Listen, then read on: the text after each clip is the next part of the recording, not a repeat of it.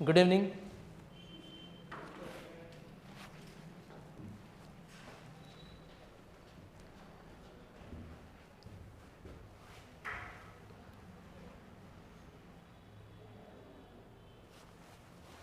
Hello, good evening students. हम लोग start करेंगे आज ज्योग्राफी का ओरिएंटेशन एंड एनवायरनमेंट का orientation. 1 hour session of geography orientation and 1 hour session of environment orientation. ठीक है, तो इन यूपीएससी, ठीक है, geography covers a major domain. ठीक है, यूपीएससी के एग्जाम्स में ज्योग्राफी का इंपॉर्टेंस काफ़ी ज़्यादा है और एनवायरनमेंट का भी इंपॉर्टेंस ज़्यादा है। ठीक है, for example in UPSC domain the geography syllabus and environment syllabus has major domain. ठीक है, for example geography covers approx GS1 paper and GS3 paper internally.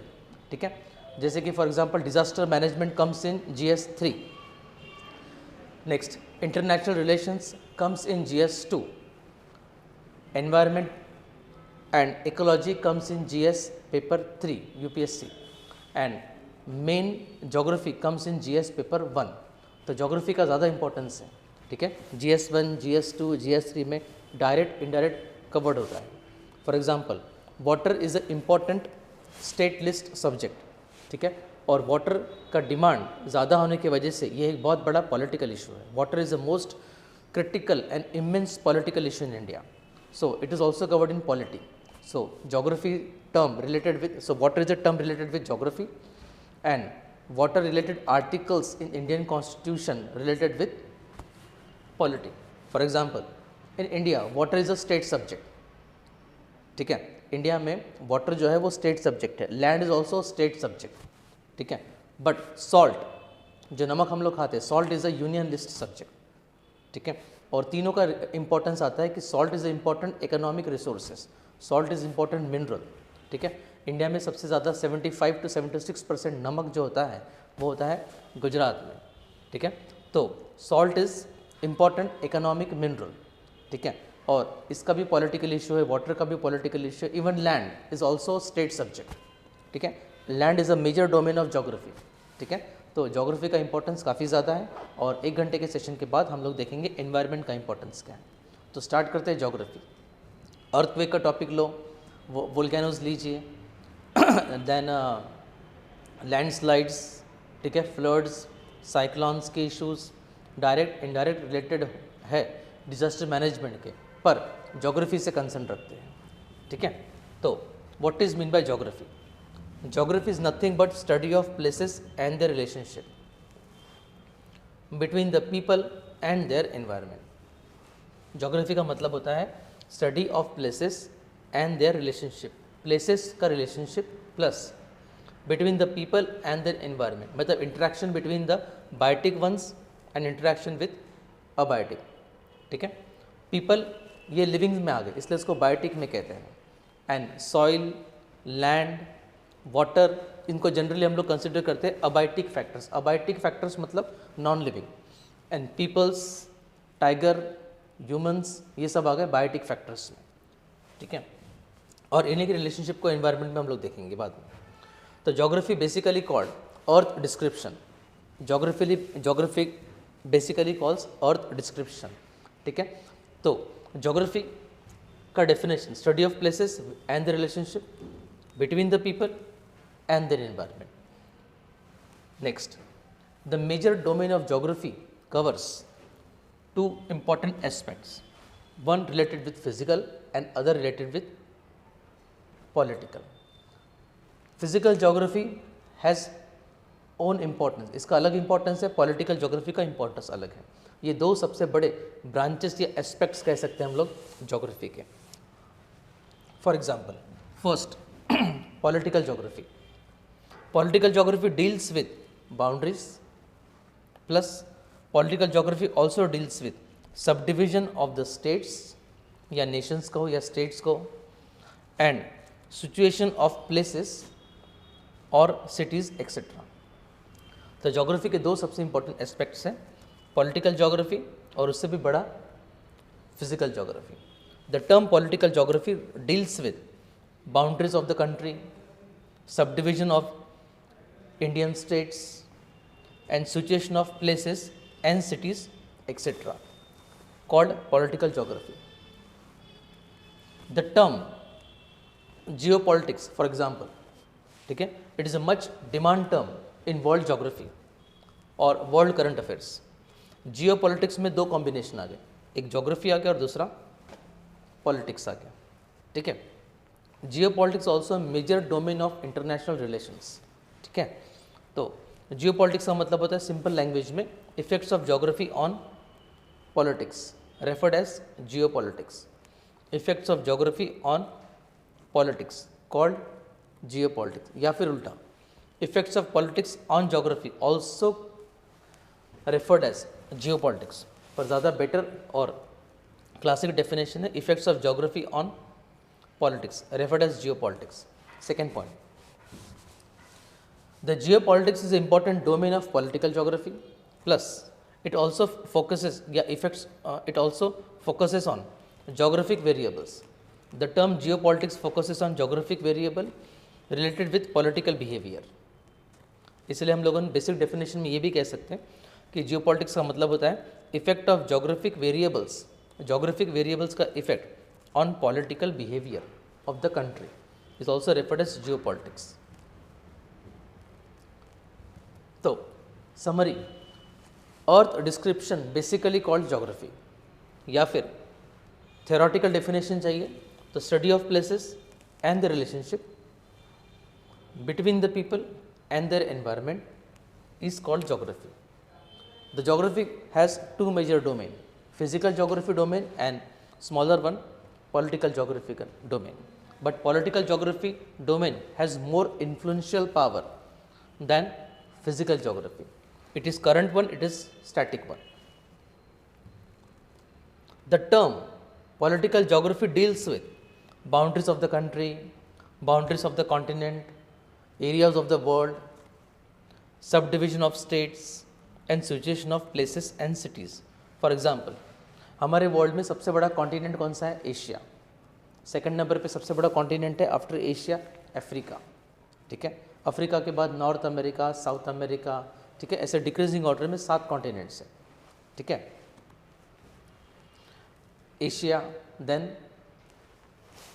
Africa, North America, South America, Antarctica, Europe और last में Australia in decreasing order. ठीक है. Next, Africa continent compromises of 54 to 55 countries. Asia 48 से 49 countries हैं Asia में. ठीक है. North America consist of 3 countries. Example Canada, उसके नीचे यूएसए और उसके नीचे है थोड़ा सा Mexico. And after Mexico and southern part of Mexico से लेके पूरा नीचे अर्जेंटीना तक, ये पूरा आ गया आप लोगों का, ये हम लोगों का लैटिन अमेरिका. ठीक है. तो लैटिन अमेरिकन, एंग्लो अमेरिका, वो सब हम डोमेन्स देखेंगे. पर political geography related with boundaries of the country, boundaries of the continents etcetera. Next, the term geopolitics is also major influential domain in political geography. It encompasses geography and politic. ठीक है. तो effect of geographic variables on political behaviour is called geopolitics. या simple definition, effects of geography on politics called geopolitics.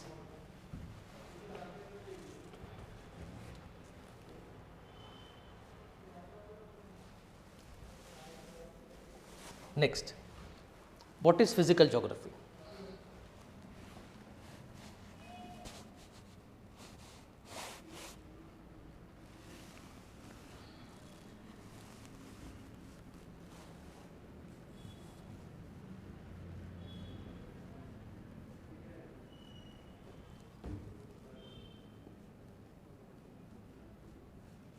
Physical geography, it related with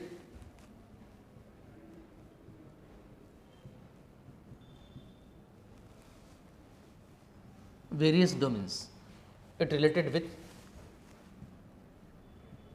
various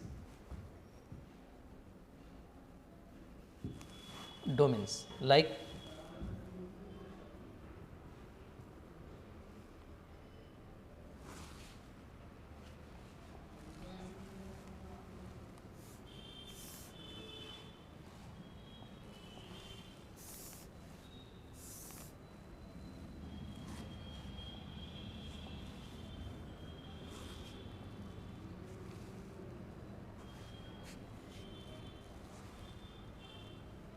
like geology,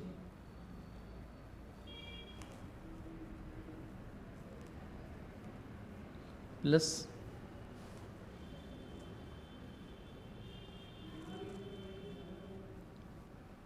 geomorphology, दूसरा domain है हमारा। इसके बाद climatology plus weather studies, meteorology. Third domain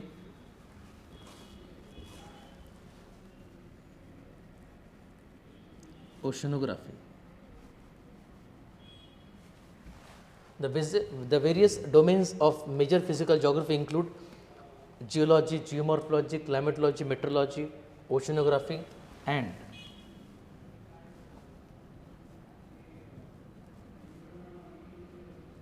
biogeography। ठीक है, these are the major 4 domains of physical geography। other than physical geography, ठीक है, other than physical geography, economic geography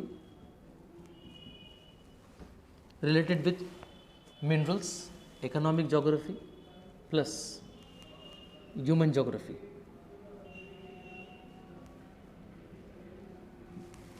are important domains। human geography related with demography, migrations, push and pull factors of migrations issues, etc., disease, tropical disease, etc., whereas economic geography mainly related with economic minerals। ठीक है, या economic activities like primary activities agriculture, secondary activities manufacturing, tertiary activities IT industries या service sector. ठीक है, quaternary activities so अलग। ठीक है, they are basically 4 types of activities. ठीक है, तो स्टार्ट करते हैं एक एक जोन का just introduction. First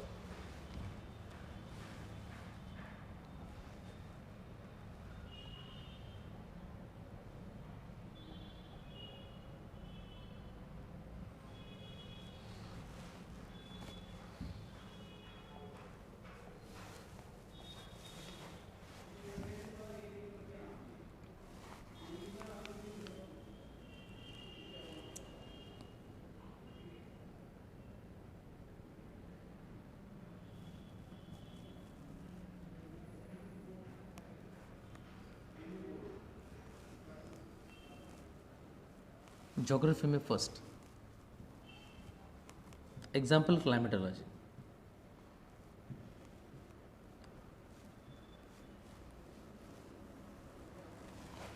climatology, basics of climatology. ठीक है, weather is a short term phenomena and climate is a long term phenomena. ठीक है, जस्ट 5 मिनट का इंट्रोडक्शन हर एक टॉपिक का। Weather is short term phenomena and climate is long term phenomena. ठीक है, climate means average weather of 30 to 35 years या average weather of 35 years referred as climate. According to world meteorological organization headquarter Geneva, according to world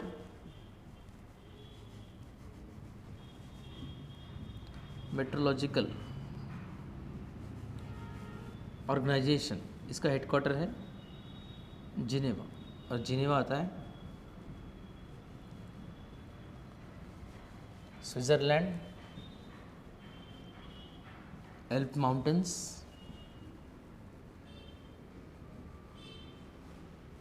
के पास, Swiss,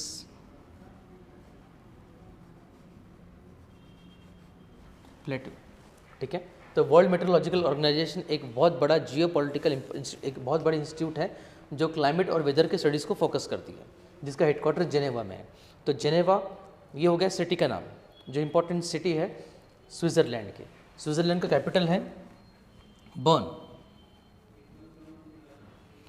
तो ये country हुआ जो Europe में है, और यूरोप में जो कंट्री स्विट्ज़रलैंड उसका कैपिटल है बर्न, और एक इम्पॉर्टेंट सिटी है जेनेवा। तो ये वाला टॉपिक आ गया हमारा पॉलिटिकल ज्योग्राफी में। ठीक है, लेकिन स्विट्ज़रलैंड के पास में एल्प्स पर्वत है, एल्प्स माउंटेन, और स्विट्ज़रलैंड का जो एरिया है, मतलब स्विट्ज़रलैंड जो कंट्री है बेसिकली, या जेनेवा जो कंट्री है, जेनेवा जो सिटी है, basically located on Swiss plateau near Alps mountain. ठीक है, तो ये फिजिकल ज्योग्राफी ये पॉलिटिकल जोग्राफी, ठीक है। तो climatology is important domain in entire geography, so we start from climatology. According to world meteorological organization, ये ऑर्गेनाइजेशन बनी 23 मार्च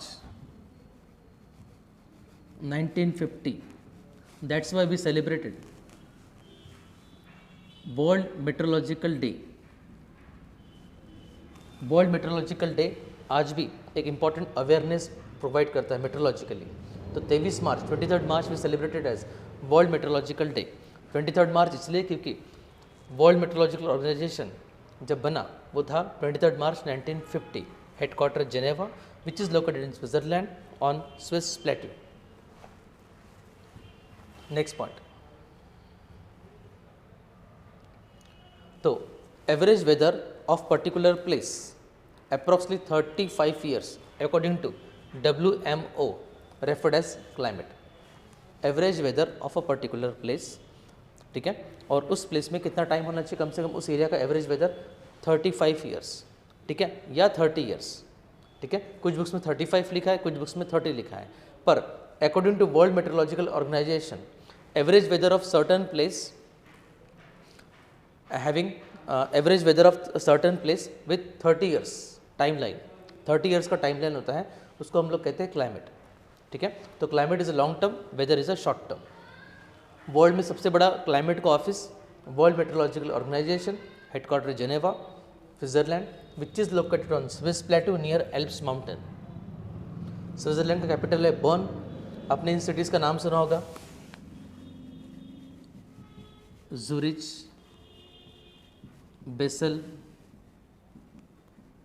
जेनेवा, बर्न, ये सब इंपॉर्टेंट सिटीज़ है स्विट्ज़रलैंड के।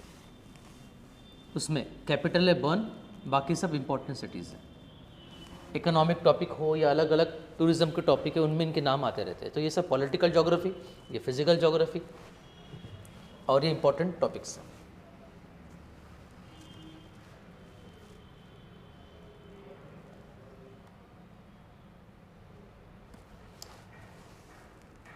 नेक्स्ट, तो climatology basically refers with climate studies and meteorology basically related with weather studies. So meteorology is a subset of climatology. Meteorology studies with related with weather and climatology related with climate. So meteorology is a subset of climate, and World Climatological Day, yeah, World Meteorological Day celebrated on 23rd March. Next,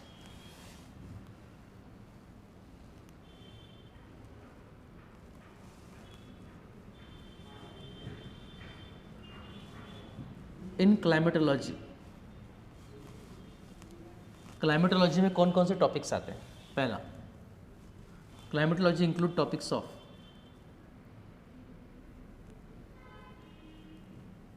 weather and climate variables. दूसरा, it includes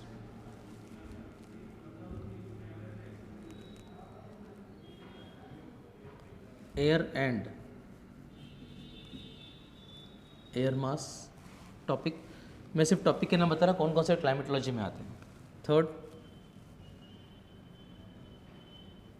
wind and wind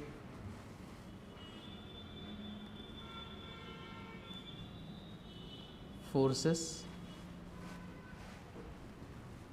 fourth, plus wind types. Climatology also includes world climate and its types. India के reference में Indian climate.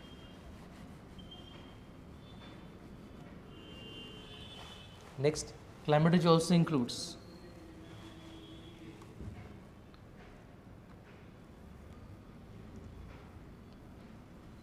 study of clouds, मतलब nephrology, Sixth, cyclones, anticyclones. Cyclones are nothing but low pressure regions and anticyclones are high pressure regions. ठीक है.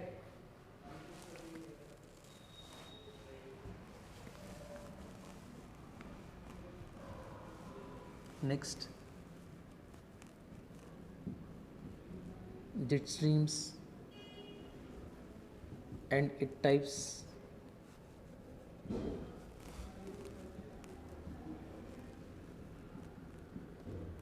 Front and its types.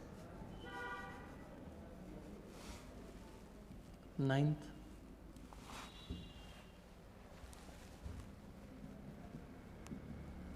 El Nino, La Nina,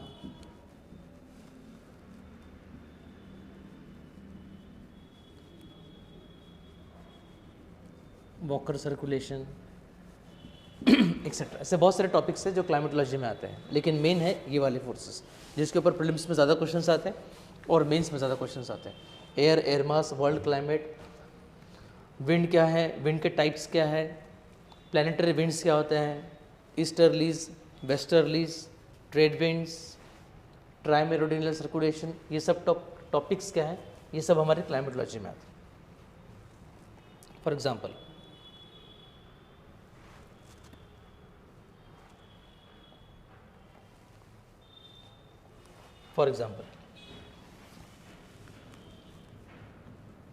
air is in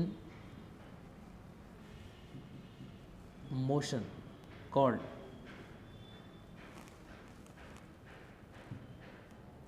wind.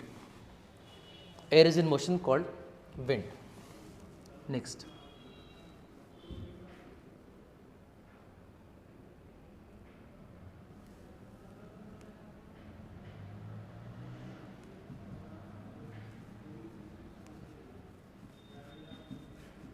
winds classified on the basis of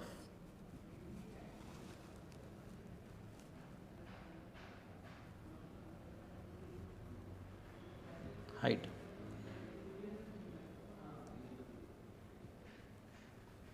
surface winds, and second,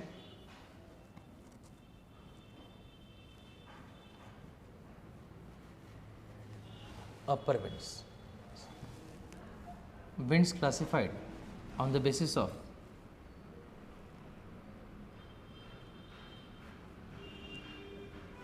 temperature, warm winds,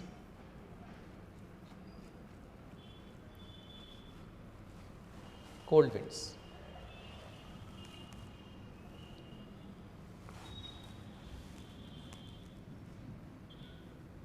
Winds help to transfer heat from one area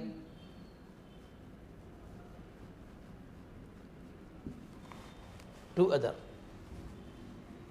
So, winds move from high pressure region to low pressure region. Wind जाते हैं high pressure region से low pressure region के.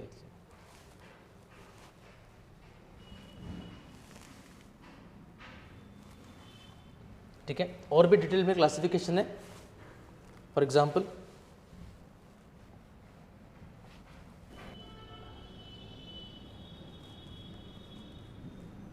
Earth energy,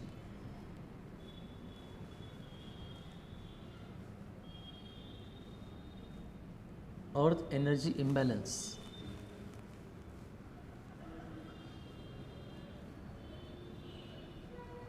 balanced by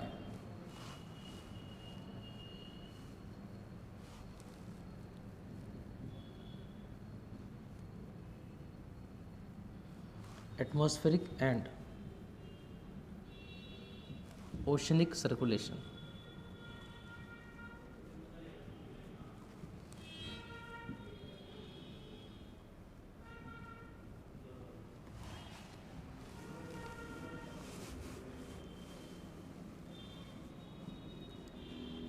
यह है earth, this point equator,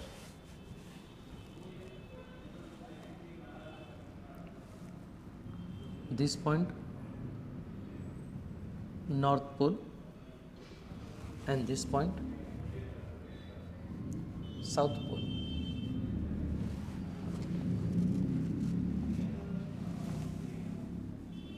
Sun vertically overheads over equator and slanting towards south pole and north pole. इसका मतलब ये हुआ कि इक्वेटर का एरिया ज़्यादा गर्म होता है as compare to north pole and south pole, ठीक है। तो इस एरिया में हो गए हमारे वार्म विंड्स और यहाँ पर हो गए कोल्ड विंड्स।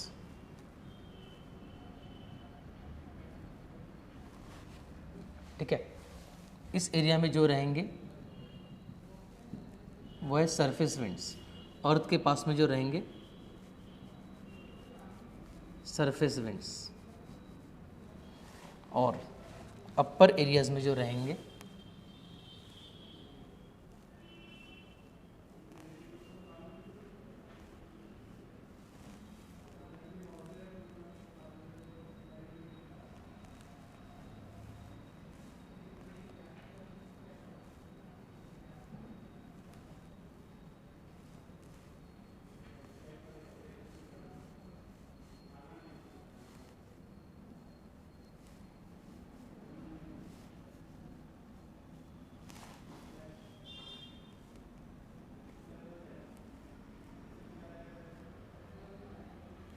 ठीक है। हेडली सेल, पोरल सेल, ये Hadley cell, Ferrel cell, polar cell. तो ये है हमारे अपर विंड्स, इनको कहेंगे हम लोग अपर विंड्स, और ये हो गए सरफेस विंड्स। तो अर्थ इक्वेटर पे ज़्यादा गर्म करती है, पोल्स की तरफ ज़्यादा ठंडा करता है, जिसकी वजह से बैलेंस बिगड़ जाता है। और इस इम्बैलेंस को बैलेंस करने वाले दो सबसे इंपॉर्टेंट प्रोटोटाइप है। This energy imbalance between equator and poles balanced by atmospheric circulation 80% and oceanic circulation 20%. Both play a major role, but 80% role balanced by atmospheric circulation, whereas 20% balanced by oceanic circulation in the form of oceanic currents, and atmospheric circulation in the form of primary circulation, secondary circulation and tertiary circulation.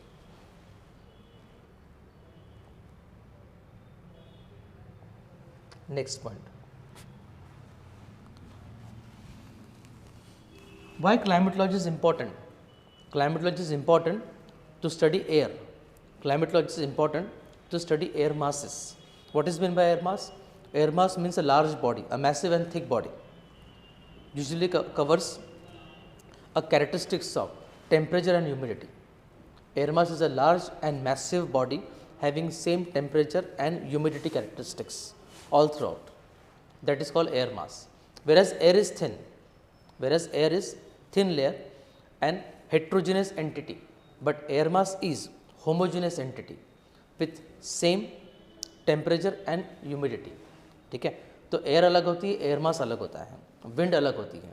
Air is in motion basically called wind. तो climatology important क्यों है geography के लिए या society के लिए? First, because we have to study air, we have to study wind, we have to study air mass. Air is in motion called wind. Wind के दो प्रकार होते हैं, surface winds, upper winds, cold winds, warm winds. ये छोटे छोटे छोटे होते हैं. ठीक है. Next, the equator is much heated as compared to north pole and south poles. This create an energy imbalance, and this energy imbalance balanced by atmospheric circulation 80% and oceanic circulation 20%. ठीक है. तो क्लाइमेटोलॉजी इसलिए important होता है क्योंकि air की study करना पड़ता है, विंड की स्टडी करना पड़ता है, एटमॉस्फेयर पता करना पड़ता है, एटमॉस्फेयर का स्ट्रक्चर कैसा होता है, ठीक है। ट्रोपोस्फियर, उसके ऊपर होता है स्ट्रेटोस्फियर, स्ट्रेटोस्फियर के ऊपर होता है आपका हमारा मेजोस्फियर या कोल्ड स्फीयर, फिर होता है उसके ऊपर होता है थर्मोस्फियर या हीटोस्फियर, और सबसे ऊपर होता है exosphere, and after exosphere there is a magnetosphere, ठीक है। तो this is a structure of atmosphere, this is a structure of atmosphere, consist of various layers. सबसे नीचे वाली लेयर है स्ट्रक्चर ऑफ एटमॉस्फेयर में हमारे ट्रोपोस्फियर, स्ट्रेटोस्फियर, मेजोस्फियर, हीटोस्फियर या थर्मोस्फियर, और सबसे लास्ट में exosphere, and after exosphere there is magnetosphere, ठीक है। Next point, space. स्पेस का मतलब होता है जनरली फ्रॉम सी लेवल से अपर एरिया तक 100 kilometre, after 100 kilometre there is space, and below 100 kilometre there is atmosphere. Envelope of gases basically called atmosphere, envelope of various gases basically called atmosphere, और generally atmosphere 0 से 100 kilometre belt तक ही होता है अर्थ पर, ठीक है। अर्थ का जो हाइट होता है वो हम लोग मीन सी लेवल से गिनते हैं, सी लेवल से अर्थ का हाइट गिना जाता है, ठीक है। For example Mount Everest 8848 metres from sea level, ठीक है। Dead Sea -247 metres below sea level, तो हाइट को हम लोग गिनते हैं सी लेवल से, ठीक है। तो हाइट को हम लोग गिनते हैं सी लेवल से, तो हाइट का पैटर्न इंपॉर्टेंट हुआ, टेम्परेचर, प्रेशर, ये सब एक में से रिलेटेड हुए। नेक्स्ट पॉइंट, इन climatology other areas also matter like local winds, monsoon winds, land breeze, sea breeze, jet streams, ये सब winds के टाइप से अलग अलग। फ़र्क इतना है कि सबका पैटर्न अलग है। Jet streams upper winds, whereas monsoons are periodic winds, ठीक है। Land breeze, sea breeze are small scale local winds, ठीक है। First point,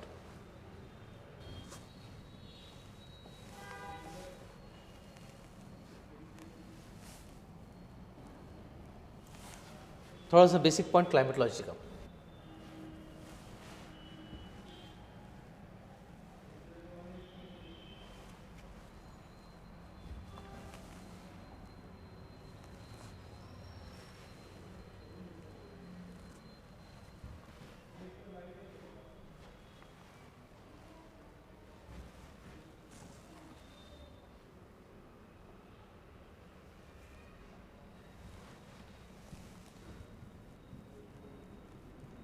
Heat zones of Earth.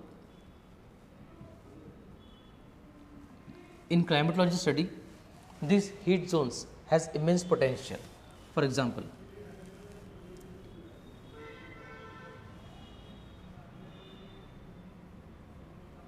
equator area,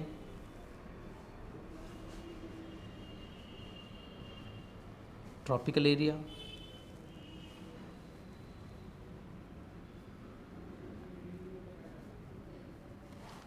temperate area, and then polar area, 0 degree, 30 degree, 60 degree, 90 degree, ठीक है। कोई भी area के coordinates ढूंढने के लिए हम लोग एक्स वाई का यूज़ करते हैं। ज्योग्राफी में ऐसे ही कोऑर्डिनेट्स को हम लोग कहते हैं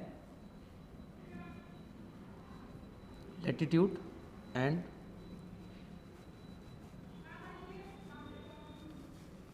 लॉन्जिट्यूड्स। हम कोई भी एरिया का लैटिट्यूड और लॉन्जिट्यूड से उसके कोऑर्डिनेट ढूंढ सकते हैं, X and Y lines. Latitude का मेन ऑब्जेक्टिव है टू क्लासीफाई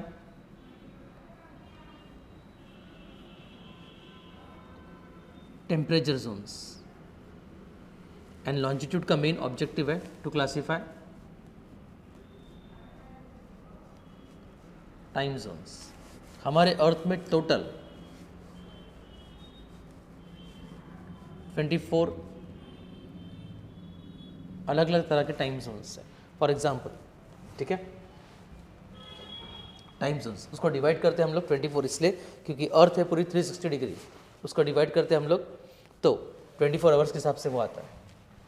तो tropical zone, temperate zone, polar zone, this is X lines, this classify temperature zones. Equator is much heated and polar areas are less heated, ठीक है। तो ये हो गया latitudes, northern hemisphere, northern hemisphere, northern hemisphere.